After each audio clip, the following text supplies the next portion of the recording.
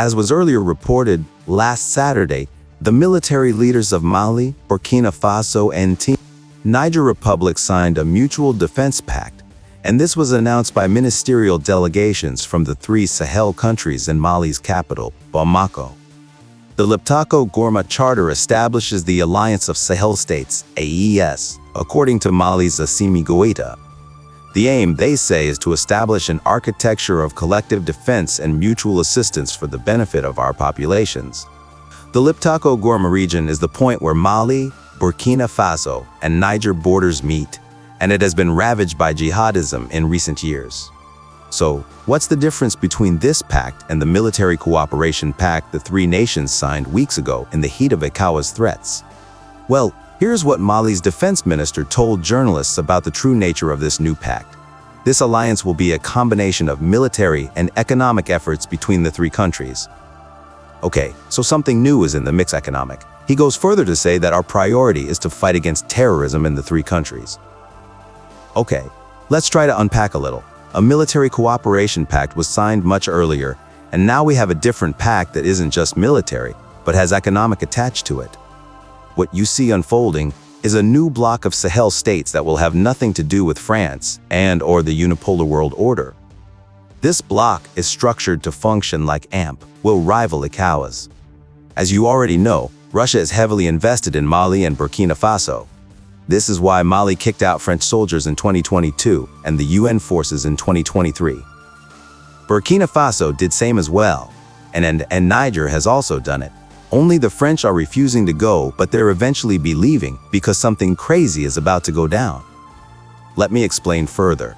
As I said earlier, Russia's presence in Mali and Burkina Faso is robust in both military and economic dimensions. Very robust. Even when Niger happened, Russia had to send both military and economic aid, including the Wagner forces through Mali, because that country has become like a little Russia in the Sahel.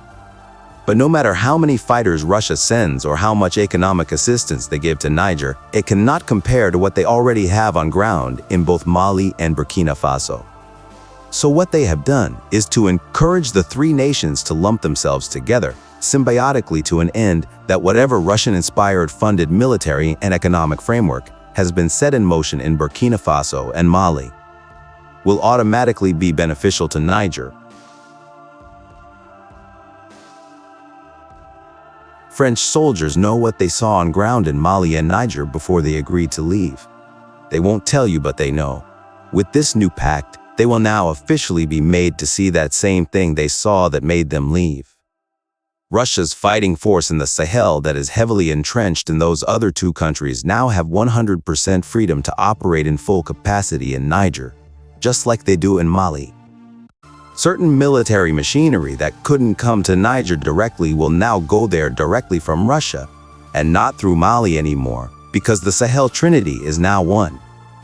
Whatever direct access Russia had to Mali and Burkina Faso, they now have to Niger. Case closed. Also, as BRICS begins to chart a new economic course for its member states to replace the hegemonic Western ones, this new Sahel bloc will eventually be plugged into the BRICS economic framework. They'll have zero need for ECOWAS, AU, or any other regional bloc established to serve the interests of the West, as Western hegemony on the continent continues to crumble like a pack of cards before our eyes. The bottom line is, France has just been delivered a mind-numbing uppercut by Russia and its Sahel boys. Expect more Sahel nations to cave in and join the bloc sooner than later. It's game over for France and the Sahel AMP, potentially on the continent. Handwriting is clear on the wall. Viva Mother Africa. God bless Mazi Nnamdi Kanu. God bless Africa, God bless Biafra, and may God bless Russia. Don't forget to subscribe, like, and share widely for more updates. Have a blessed day and stay safe. As for us, the coming of Biafra is inevitable. And the role of IPOB in it will be recognized for eternity. As for us, the coming of Biafra is inevitable. And the role of IPOB in it will be recognized for eternity.